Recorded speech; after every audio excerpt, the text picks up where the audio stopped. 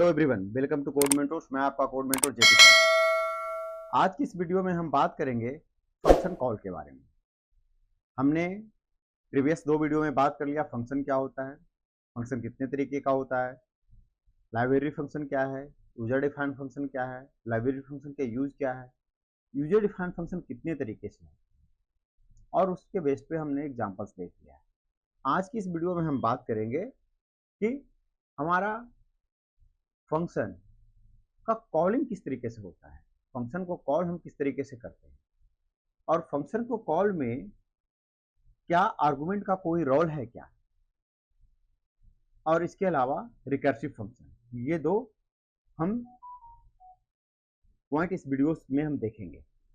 तो फंक्शन की कॉल में, जैसा कि मैंने आपको कहा, फंक्शन के कॉल में आपका आर्गुमेंट का एक बहुत बड़ा रोल होता है, आर्गुमेंट का बहुत बड़ा रोल होता है।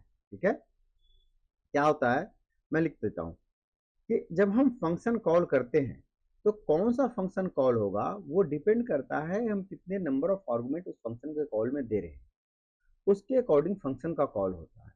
While calling a function,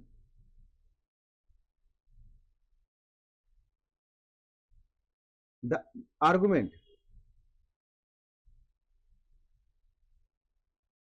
arguments can be passed to a function। कितने नंबर ऑफ आर्गुमेंट पास करते हैं, इसी को हम बोलते हैं। और ये कॉल बाय वैल्यू और कॉल बाय रेफरेंस, ये दो तरीके से होता है। ठीक है, इसको हम बोलते हैं फंक्शन का कॉल होना, और ये दो तरीके से होता है। ये दो तरीके से होता है। इसको कौन कौन सा तरीका है, इसी को हम बोलते हैं फंक्शन इन टू वेज। कौन कौन से वो दो रास्ते हैं, तो है कॉल बाय वैल्यू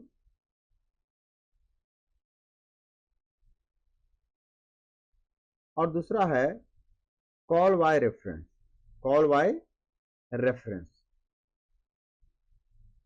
ये दोनों ही टॉपिक बहुत ही इंपॉर्टेंट टॉपिक है। बहुत टाइम एग्जाम में पूछता है कि कॉल बाय वैल्यू क्या है, कॉल बाय रेफरेंस क्या है, उसके एग्जांपल्स दें। तो सबसे पहले हम नंबर 1 को देखते हैं, कॉल बाय वैल्यू को। ठीक है, हम किसको देखते हैं, कॉल बाय वैल्यू को देखते हैं। कॉल बाय वैल्यू है क्या, मतलब कॉल बाय वैल्यू तब हम जब कहते हैं, जब हम फंक्शन को कॉल करते समय एक्चुअल हम नंबर पास करते हैं उस, तो उसको हम बोलते हैं कॉल बाय वैल्यू। कोई वेरिएबल पास कर देना, हम बोलते हैं कॉल बाय वैल्यू। ठीक है, मतलब एक्चुअल पैरामीटर हम पास करते हैं, उसको बोलते हैं कॉल बाय वैल्यू। ठीक है, सो उससे होता क्या है कि जब हम कॉल बाय वैल्यू करते हैं तो हमारा जितने आर्गुमेंट, जैसे हमारा एक फंक्शन है, सपोज करो एक फंक्शन है जिसके अंदर एक पैरामीटर है। ठीक है, एक फंक्शन है जिसके अंदर एक पैरामीटर है, सॉरी एक पैरामीटर है, मैं एक पैरामीटर देता हूं इंट ए कुछ भी। ऐसे दूसरा फंक्शन है कि जिसमें है दो पैरामीटर, सॉरी दो पैरामीटर है। तो क्या होगा कि जब हम अगर एक पैरामीटर वाला वैल्यू देंगे तो एक पैरामीटर वाला कॉल होगा, दो वैल्यू देंगे, जैसे हम फंक्शन कॉल करते समय अगर हम एक वैल्यू दिए तो ये कॉल होगा, अगर हम फंक्शन कॉल करते हुए दो वैल्यू दिए तो ये कॉल होगा। तो क्या कर रहे हैं कि हम एक्चुअल पास कर रहे हैं फंक्शन कॉलिंग में, तो इसको हम बोलते हैं कॉल बाय वैल्यू। ठीक है, the actual parameter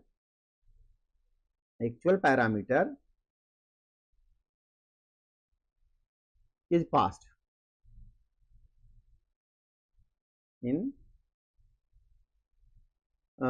to the function। ठीक है, हम एक्चुअल पैरामीटर पास, इससे होता क्या है कि नया मेमोरी क्रिएट होता है, new memory are created, memory area created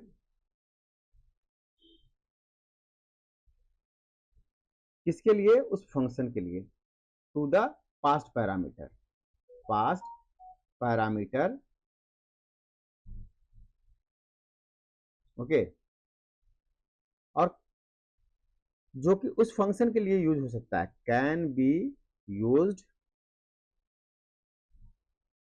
only with in the function, with in the function, जिस फंक्शन के लिए कॉल हुआ उसके लिए ही ये यूज करे।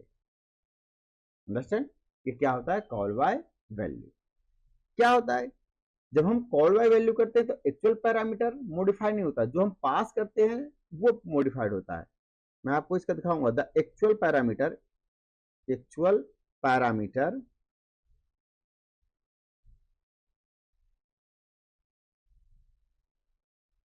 Can not be modified.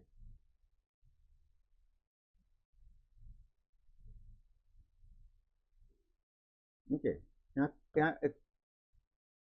सो आइए इसको हम चलते हैं, इसको हम एग्जाम्पल से समझते हैं। तो इस एग्जाम्पल करने के लिए हम चलते हैं आईडी पे। हमारा आईडी है VS कोड, तो हम VS कोड ओपन करते हैं और हम इसका प्रोग्राम करते हैं कॉल बाय वैल्यू का। ठीक है, ठीक है, perfect. New, sorry, new call by value dot C, program to demonstrate call by value S include studio dot H. हम एक काम करते हैं, सबसे पहले फंक्शन बनाने के लिए क्या बनाते हैं? तो फंक्शन बनाने के लिए हम बनाते हैं फंक्शन का प्रोटोटाइप, जिसको हम बोलते हैं फंक्शन का डिक्लेरेशन। तो हम यहाँ एक प्रोटोटाइप बनाते हैं और लिख देते हैं इंट एडिशन। ठीक है, एडिशन नाम का एक फंक्शन बनाते हैं। ठीक है, और दो पैरामीटर ले लेते हैं। ठीक है, कैसा? टाइप इंटीजर num1 और num2। ठीक है, ये फंक्शन का प्रोटोटाइप हमने बना दिया। फिर हम लिखते हैं मेन, और मेन के अंदर हम क्या करते हैं कि मेन के अंदर, सॉरी, खुद से जनरेट मत हो, मेन के अंदर हम वेरिएबल डिक्लेयर करते हैं in number equals to 10। Perfect. And num2 equals to 5। हम दो वैल्यू ले ली। ठीक है, और एक काम करते हैं, एक और वेरिएबल ले लेते हैं इंटीजर टाइप का ही, इस सबको स्टोर करने के लिए वेरिएबल और लेते हैं आंसर के नाम से। ठीक है, ये तीन हमने वेरिएबल ले लिया। नंबर 10, num2 5 और आंसर। आंसर इक्वल्स टू करते हैं क्या? Addition number num2। मतलब क्या? फंक्शन कॉल हो गया, इंटीजर टाइप का फंक्शन है, फंक्शन कॉल हो गया। ठीक है, अभी हम यहां लिखते हैं प्रिंटफ सम ऑफ, ठीक है, %d answer return 0 displaying the result. Perfect है। अब हम इस फंक्शन को बॉडी बनाते हैं। ठीक है, क्या? In addition. ठीक है, और एक काम ना कर दो, जो हम एक वेरिएबल ले रहे हैं सॉर्ट कर देते हैं इसको, टू नंबर भी देने की जरूरत नहीं है। Addition return number plus num2, number plus num2। ठीक है, परफेक्ट। हमने कर दिया फंक्शन को रिटर्न। अब cd function cls gcc call by value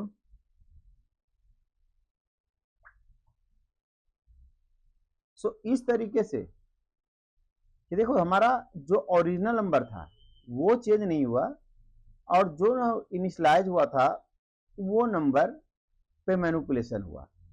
इसे कहते हैं कॉल बाय वैल्यू। जब हमें फंक्शन कॉल कर रहे हैं तो हम क्या दे रहे हैं, नंबर num2 का वैल्यू दे रहे हैं, नंबर और num2 का वैल्यू दे रहे हैं, इसे हम कहते हैं call by value, call by value. ठीक है, हम इसी का एक और एग्जांपल देखते हैं, जो कि कॉल बाय वैल्यू का एक एग्जाम में क्वेश्चन आया हुआ था, तो मैं एग्जाम का भी क्वेश्चन साथ साथ कर रहा हूं। ठीक है, ये कॉल बाय वैल्यू का सेकंड क्वेश्चन है, बट ये एग्जाम आया हुआ क्वेश्चन है तो इसके लिए मैं इसे ले रहा हूं। ठीक है, ठीक है, program to demonstrate call by value, program to demonstrate program for swap and to demonstrate call by value। Okay, तो एग्जाम में क्वेश्चन ऐसा था कि आपको एक प्रोग्राम लिखना है, you have to write a program of call by value of swapping using call by value. ऐसा क्वेश्चन था जिस यूनिवर्सिटी का हमने रेफरेंस लिया है। हमने दो वेरिएबल ले लिया, स्वैप, वाइड स्वैप, ठीक है, और एक काम करता हूँ, वर्ड इंट ले लेता हूँ, इंट स्वैप, ठीक है, तो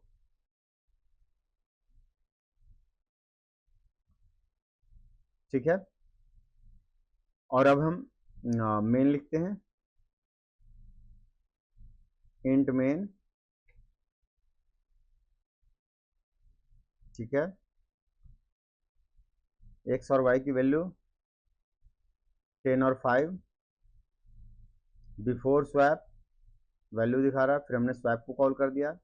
अब स्वैप कैसा है, इंट टाइप का है, तो यहाँ हमें क्या चाहिए, इंट चाहिए। ठीक है, इंट स्वैप, मैंने इसको वाइड है ना, तो वाइड स्वैप, क्योंकि इसमें हमने कॉल नहीं किया डायरेक्टली, ऐसा वाइड स्वैप। ठीक है, स्वैप को हमने कॉल कर दिया, एक्स और वाई। ठीक है, अब हम कहीं स्वैप का लिखेंगे प्रोग्राम। ठीक है, इंट और सॉरी वाइड स्वैप, और हमने क्या किया, कुछ नहीं, ए बी जो हमने यहाँ से कॉल किया था वो यहाँ आया, एक टेम्प लिया, टेम्प में ए को स्टोर किया, ए में बी को स्टोर किया, और बी में ए को स्टोर किया। ठीक है,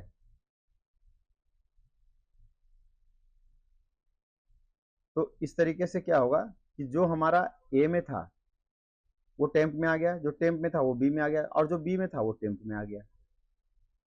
ठीक है, और ये यहाँ हम प्रिंट नहीं करते हैं, स्वैपिंग इन बिटवीन। ओके, ये हम प्रिंट नहीं करते हैं। तो इससे क्या हुआ कि हमारा स्वैप का प्रोग्राम भी बन गया और कॉल बाय वैल्यू भी पता चल गया। कैसे, देखिए हमने x equal to 10 y equal to 5 लिया है। बिफोर स्वैपिंग जब हम प्रिंट करेंगे यहाँ तो 10 और 5 प्रिंट करेगा। यहाँ से वो फंक्शन कॉल हुआ है दो वैल्यू के साथ, एक्स और वाई। देखो दो इंटीजर कॉल होने के लिए था, यहाँ आया, जो एक्स की वैल्यू थी ए के लिए आ गया, जो वाई की वैल्यू थी वो बी के लिए आ गया। एक हमने कंटेनर लिया टेम्प, एक और कंटेनर लिया, उसके अंदर हमने टेम्प के अंदर ए को डाल दिया और ए के अंदर हमने बी को डाल दिया। ठीक है, और बी के अंदर फिर हमने टेम्प को डाल दिया। इस तरीके से जो ए के अंदर था टेम्प में गया, टेम्प फिर बी वाला ए में आ गया, और फिर से जो टेम्प के अंदर जो ए की वैल्यू थी वो बी में चली गई। इस तरीके से वो फंक्शन स्वैप कर दिया। तो हम इसको देखते हैं, clear screen, GCC swap by value 2 dot C, और इसको हम रन कर लेते हैं। सी, हाँ हाँ, ये क्या है, आफ्टर स्वैप,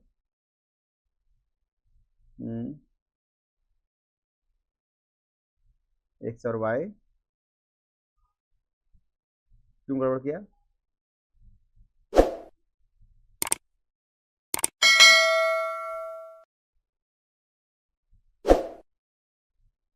क्या हम इसको इसके अंदर प्रिंट कर लें, बेटर रहेगा।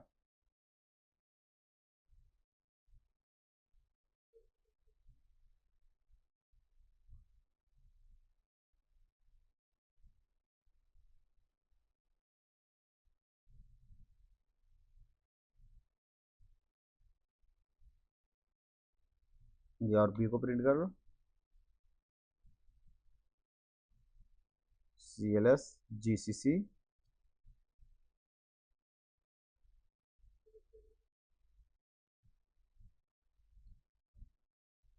परफेक्ट है। पहले वो 10 और 5 था, अब वो 5 और 10 है आफ्टर स्वैपिंग।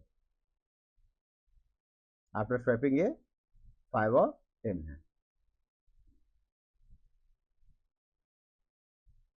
तो इस तरीके से हम यूज करते हैं कॉल बाय वैल्यू का। तो हम चलते हैं अब नेक्स्ट डिस्कशन में, जहां हम बात करेंगे कॉल बाय रेफरेंस का, कि कॉल बाय रेफरेंस क्या होता है। ठीक है। तो जैसा कि हमने देखा कि कॉल बाय वैल्यू में हमें फंक्शन को कॉल करने के लिए क्या किसकी जरूरत होती थी, आपको वैल्यू की जरूरत होती थी। कॉल बाय रेफरेंस में हम क्या करते हैं कि डायरेक्टली वैल्यू ना दे करके जहां वैल्यू स्टोर है उसका एड्रेस दे देते हैं। आप इस तरीके से समझिए कि कॉल बाय रेफरेंस क्या होता है कि आपने पैसे मांगा पेरेंट से, आपको पेरेंट ने दे दिया 100 रुपीज, तो वो हो गया कॉल बाय वैल्यू, पैसे मांगा पैसे दे दिया। बट आपने पेरेंट से पैसे मांगा और उन्होंने आपको उनका जो पर्स है उसका एड्रेस दे दिया कि पर्स अलमीरे में रखा हुआ वहां से ले लो। तो आपको जहां चीजें उसकी एड्रेस ही मिल गई। अब आप उसमें जितनी भी चीजें रखी हुई है वो सारी चीजें आप ले सकते हो, ठीक ना। तो यही वो होता है कॉल बाय रेफरेंस, आपको वैल्यू ना देके जहां वो वैल्यू स्टोर्ड है उसका एड्रेस दे देना को हम बोलते हैं call by reference. Okay. Instead of कॉपिंग variable, okay, instead of कॉपिंग variable हम क्या करते हैं कि एड्रेस पास कर देते हैं। वेरिएबल एंड एड्रेस पर an address is passed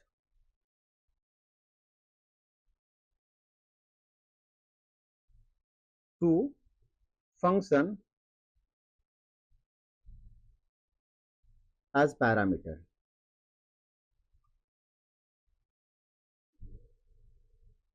okay, ये काम कर देते हैं। उसके लिए हम क्या यूज करते हैं, तो उसके लिए हम यूज करते हैं एड्रेस ऑपरेटर, जिसको हम बोलते हैं एम्परसेंड, बोलते हैं ना एड्रेस ऑफ, उसको हम बोलते हैं एम्परसेंड को हम बोलते हैं एड्रेस ऑपरेटर। एम्परसेंड को हम बोलते हैं एड्रेस ऑपरेटर। ठीक है।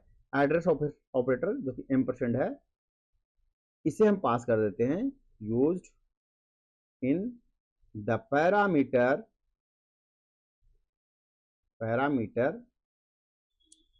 ऑफ द कॉल्ड फंक्शन,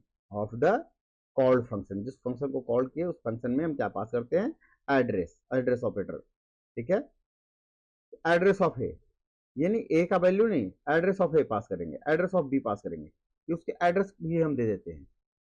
तो इसमें क्या होता है कि जो चेंजेस होता है वो ओरिजिनल में रिफ्लेक्ट आ जाता है। Changes in function reflect the changes of the original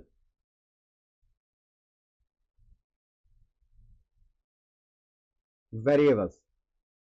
ये जो ओरिजिनल वेरिएबल है ना उसी में चेंज हो जाता है, क्योंकि अब आपके पास सीधे एड्रेस है। तो ये होता है आपका कॉल बाय रेफरेंस। अगर अभी का जो एग्जांपल हम किए थे, सेम एग्जांपल जो हम पहला किए थे उसको हम कॉल बाय रेफरेंस करते हैं। तो आपको भी क्लियर हो जाएगा कि हम क्या कहने की कोशिश कर रहे थे। ठीक है। इतना तो हमें समझ में आ गया कि हम जब एड्रेस पास कर देंगे तो कॉल बाय रेफरेंस होगा। हम वैल्यू नहीं पास करते, हम क्या पास कर देते हैं, जहां वो वैल्यू स्टोर है उसका address of a, address of b. तो हम इसी प्रोग्राम को हम करके देखते हैं कॉल बाय रेफरेंस में। ठीक है। हम बनाते हैं आपको एक program, call by, program name में स्पेस नहीं देना, रेफरेंस सिर्फ कर देता हूँ, ठीक है, कॉल बाय रेफरेंस। एक काम करता हूँ, तो कॉल बाय वैल्यू का पहला प्रोग्राम था ना, इसको कॉपी पेस्ट कर लेता हूँ, कॉपी, और कॉल बाय रेफरेंस, हाँ ओके परफेक्ट है, और हमने एक फंक्शन बना लिया। अब अगर हमें कैसा कॉल बाय रेफरेंस करना है, तो रेफरेंस मतलब जहां बस चीजें स्टोर है, तो जहां चीजें स्टोर है उसका एड्रेस जानने के लिए सी प्रोग्रामिंग में पॉइंटर होता है। हम आगे अगले टॉपिक्स में हम डिस्कशन करेंगे वो क्या होगा, pointer type variable. Pointer type variable मतलब क्या, वो उसका एड्रेस जानता है, ठीक है। तो अभी हमने क्या ले लिया, आंसर ले लिया, नंबर ले लिया, num2 ले लिया। अब अगर हम फंक्शन कॉल कर रहे हैं, देखो यहाँ ना क्या एरर दिया जा रहा है कि फंक्शन कॉलिंग में क्या हो रहा है कि आप नॉर्मल कॉल कर रहे हैं।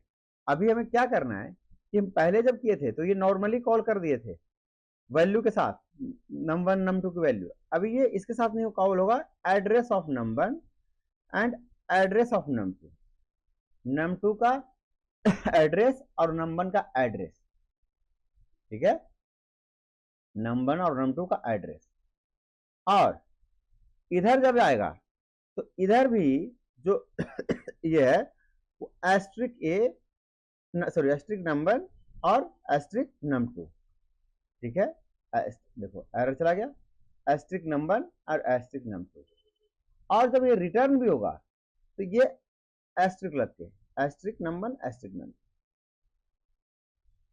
अभी क्या हो रहा है, ये सारे प्रोग्राम में, इन प्रोग्राम में हम एड्रेस पे मैनिपुलेशन कर रहे हैं, इस एड्रेस में जो चीजें हैं वो, ठीक है। तो ऐसे को हम बोलते हैं call by reference, function calling, और क्या बोलते हैं, कॉलिंग बाय रेफरेंस। इससे इससे पहले क्या था, वो कॉल बाय वैल्यू था, क्योंकि हम यहाँ एड्रेस पास कर रहे हैं तो इसे बोलते हैं कॉल बाय रेफरेंस, ठीक है। क्या बोलते हैं, call by reference.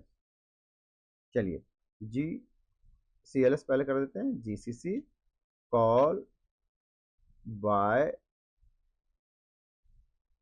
Ref dot C, compile हो गया, रन, प्रोग्राम रनिंग फाइन। सो ये आपका कॉल बाय रेफरेंस होता है। आप एग्जैक्टली वैल्यू ना डाल के उसका रेफरेंस पास करते हैं, इसे हम बोलते हैं कॉल बाय रेफरेंस। हम अभी इसका एक एग्जांपल और देखेंगे कॉल बाय रेफरेंस का, सो दैट कि आपको और चीजें, और दोनों वही एग्जांपल देखेंगे जो हमने अब तक किया है, सेम एग्जांपल, ठीक है। एक और ले लेते हैं, call bye ref to dot C, और हम ये जो कॉल बाय वैल्यू का टू था उसको हम कॉपी कर लेते हैं,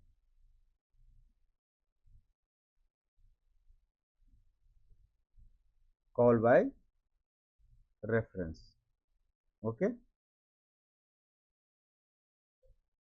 अभी क्या करना होगा कॉल बाय रेफरेंस में, स्वैप के लिए कर रहे हैं तो चलो इसमें थोड़ा मैं चेंज करता हूँ, एकदम से सेम नहीं रहने देता हूँ, इसे हटा देता हूँ,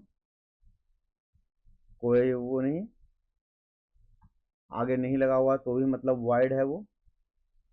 हम एक लोकल वेरिएबल ले लेते हैं, अभी मैं चेंज करता हूँ प्रोग्राम थोड़ा सा, क्योंकि एक सा ही प्रोग्राम अच्छा नहीं लगता है। Int A B, sorry B और asterisk double A asterisk double B, ये हम बना लिए वेरिएबल डिक्लेरेशन कर लिए। और कुछ हम वैल्यू इनिशियलाइज कर लेते हैं, क्या करते हैं, a equals to 5, b equals to 10, perfect है, double A equals to address of A और double B equals to address of A, ठीक है। और हम यहाँ पर पहले स्वैप से पहले प्रिंट कर लेते हैं, और यहाँ हम स्वैप कॉल करते हैं, क्या स्वैप करते हैं, कॉल बाय रेफरेंस, ठीक है, कॉल बाय रेफरेंस करते हैं, और हम ये करते हैं, या स्ट्रिंग में ये ले लेते हैं, वो एड्रेस टाइप के कॉल बाय रेफरेंस ही होगा, क्योंकि हम वहाँ ऑलरेडी एड्रेस इंस्टॉल कर रखे हैं AA में। ठीक है, अब हम स्वैप वाले प्रोग्राम में जाते हैं, जो हमारा वाइड स्वैप है। ठीक है,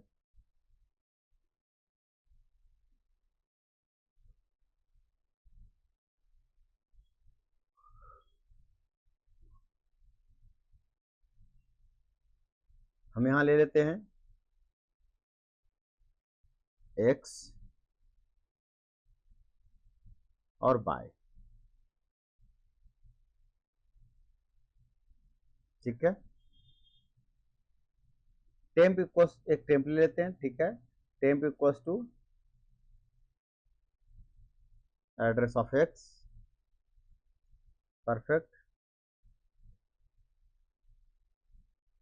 pointer type x equals to pointer type y, pointer type y, perfect, और y equals to pointer type y equals to temp.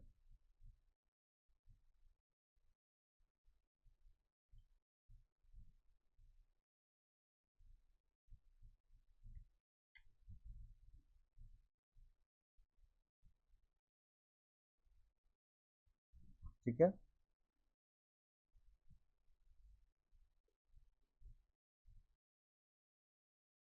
तो अभी हम इस प्रोग्राम को रन करते हैं।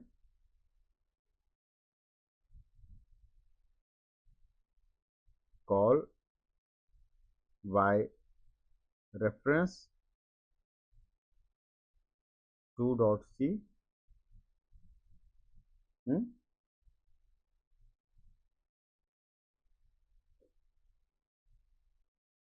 अच्छे से ओके, हमने यहाँ वो हटा दिया था। ठीक है, इंट कुछ भी दे दो, x इंट y, परफेक्ट है,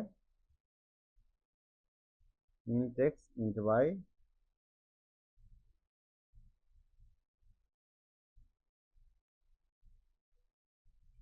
cls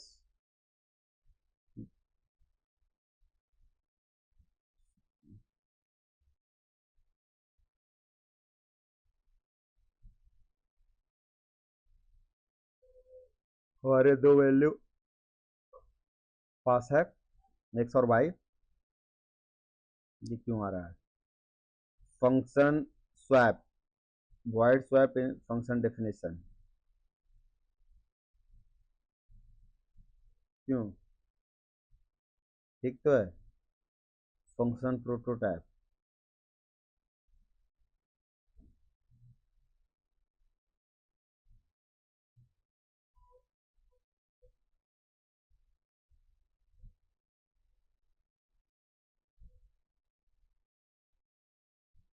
ठीक है, ये void नहीं रहेगा, ये इंट रहेगा।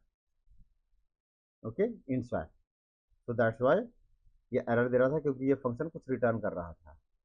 अभी तो वार्निंग आएगा, बट वार्निंग का उतना रिमूव करने के लिए यहाँ पर भी डाल दो इंट, अब वो वार्निंग भी नहीं देगा। तो आपको आपको एरर भी पढ़ना होगा। ठीक है, हो रहा है स्वैप, कि हमें आपको अभी ये जो हमने बनाया वो कैसा बना रहे हैं, function function with return type with argument. मैंने कहा था कि जितने भी फंक्शन बनाऊंगा उसमें अब आपको जो 4 तरीके देखना है कि कौन सा बन रहा है। तो इसमें कौन सा बना, रिटर्न टाइप विद आर्गुमेंट, और आर्गुमेंट में हमने क्या पास कर दिया, रेफरेंस। तो इसलिए इसको बोलते हैं कॉल बाय रेफरेंस। ये क्या है, कॉल बाय रेफरेंस है। ठीक है, तो ये आपका पूरे प्रोग्राम में कॉल बाय रेफरेंस का। ठीक है, ऊपर से इंक्लूड है, एक बार देख लीजिए। ठीक है, अब एक बहुत ही इंपॉर्टेंट टॉपिक, एक बहुत ही इंपॉर्टेंट टॉपिक है रिकर्सिव फंक्शन। कि रिकर्शन क्या है, रिकर्सिव फंक्शन होता क्या है। ठीक है, और कोई सा भी ऐसा एग्जाम नहीं जा रहा है जहां रिकर्शन से क्वेश्चन नहीं पूछते हैं या रिकर्सिव फंक्शन से क्वेश्चन नहीं पूछते हैं। Recursive one of the important topic है। अगर मैं आपको बताऊं कि रिकर्शन क्या है, ठीक है, रिकर्सिव फंक्शन क्या है, सो अभी हम इसमें बात कर लेंगे एक रिकर्सिव फंक्शन का।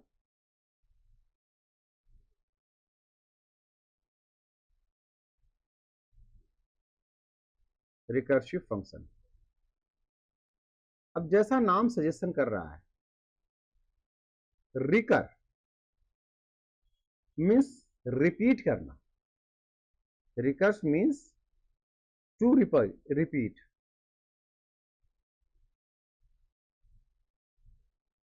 रिकर्सिव फंक्शन एक ऐसा फंक्शन जो अपने आप को रिपीट करे, कब तक, जब तक कंडीशन सेटिस्फाई हो। इसका भी रिटर्न बूलियन ही होता है कि जब तक कंडीशन सेटिस्फाई करो, जब बार बार काम को होल्ड करे तो उसको बोलते हैं recursive function. A function which call itself, मैं आपको लिख दूं, a function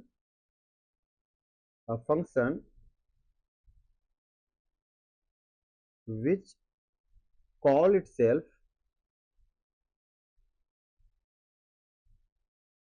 is known as recursive function। इसको क्या कहते हैं? Recursive function. जो फंक्शन अपने आप को कॉल करे उसे बोलते हैं recursive function. And the process of calling itself, the process of calling itself is known as recursion, is known as recursion। उसको रिकर्शन बोलते हैं, ठीक है।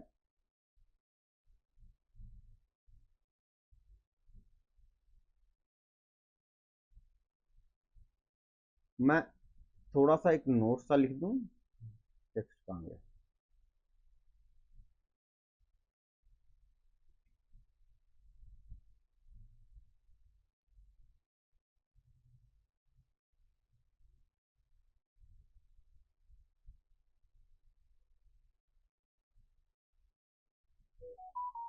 ठीक है। क्या कहता है कि recursion can be defined as the technique of repeating और doing again activity in itself, similar way like function calling again and again. This process, the process continue till a specific condition reach, जब तक वो condition reach नहीं करता है। In the programming world, when the program let you call the a specific function inside the function, then the concept is of function calling itself termed as recursion, and the function which makes this possible is called recursive function। इसी function को क्या कहते हैं हम? Recursive function कहते हैं, जो function ऐसा काम करने के लिए देता है। तो आइए हम चलते हैं एक रिकर्सिव फंक्शन का प्रोग्राम करते हैं, ठीक है, और हम समझते हैं कॉन्सेप्ट ऑफ रिकर्शन का। फिर हम रिकर्शन के कॉन्सेप्ट को समझते हैं। New recursive .c program to demonstrate use of recursion। Very true. हम एक फंक्शन बना रहे हैं सम के नाम से और उसमें एक पैरामीटर रहेगा। Very true. अब हम क्या करेंगे, अरे भैया हम यहीं डिक्लेयर नहीं करेंगे, तुम हटा दो। ये भी कभी कभी इंट मेन बहुत, ये कई एक बार खुद का लॉजिक लिखने नहीं देता है। इंट मेन, अब इंट मेन में हमें ये लिखेंगे वॉइड मेन। अब तो ठीक है। अच्छा सॉरी इसका टर्मिनेशन नहीं था इसलिए वॉइड मेन इंट नम और एक ले लेते हैं ऐड के नाम से, दो वेरिएबल ले लेते हैं, printf inter a positive number, positive number, ठीक है, हम एक पॉजिटिव नंबर इनपुट करा रहे हैं, मतलब नेगेटिव का वैल्यू नहीं, ठीक है, स्कैनफ %d और कहाँ चले जाए, नम के अंदर चले जाए, ठीक है जी। ऐड इक्वल टू नम को कॉल कर दिया, ठीक है जी, और यहाँ से फंक्शन कॉल हो गया प्रिंट सम ऑफ, हाँ सॉरी, प्रिंट एफ, ठीक है,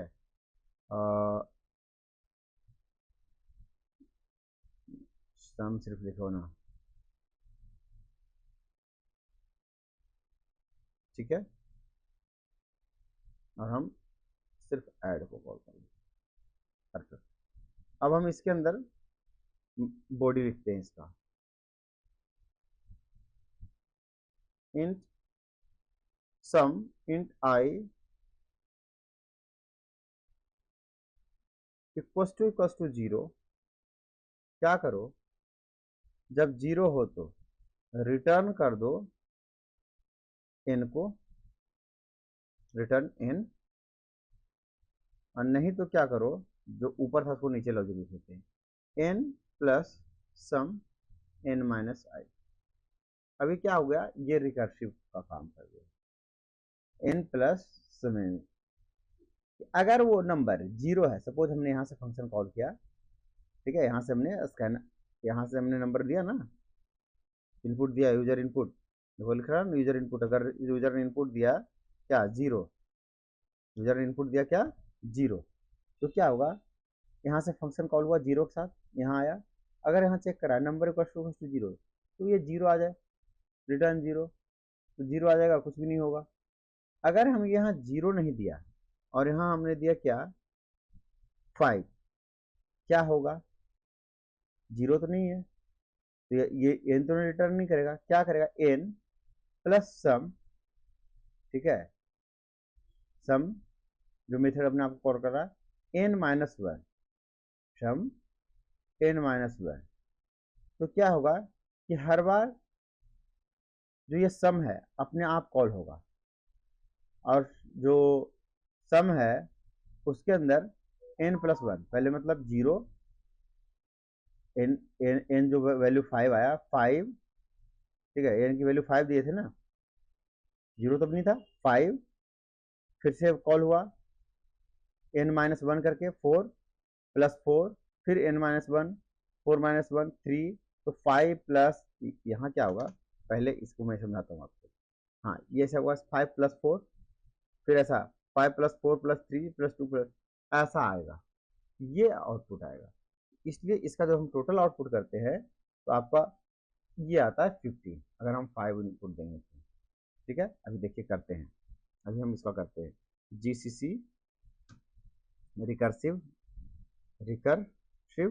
डॉट सी, ठीक है, 5 क्या आया सम 50। इस तरीके से हमारा रिकर्सन काम करता है, रिकर्सिव फंक्शन काम करता है। आई होप आपको ये क्लियर हो गया होगा, और इसे इम्पोर्टेंट मार्क कर दे। आप किसी भी यूनिवर्सिटी के बच्चे पढ़ रहे हो, अगर आपका सी प्रोग्रामिंग है और रिकर्सिव क्वेश्चन पूछा जाता है तो डेफिनेटली फंक्शन में क्वेश्चन पूछे ही जाते हैं रिकर्सिव फंक्शन क्या है। किसी भी यूनिवर्सिटी में, हर एक यूनिवर्सिटी में क्वेश्चन है कि आपको रिकर्सिव फंक्शन क्या है। तो आई होप ये वीडियो आपको अच्छा लगा। चैनल पे बने रहें, लाइक करें, सब्सक्राइब करें, दोस्तों में शेयर करें, और ऐसे ही अच्छे ट्यूटोरियल्स के लिए चैनल को फॉलो करें, सब्सक्राइब करें। जय हिंद, जय भारत।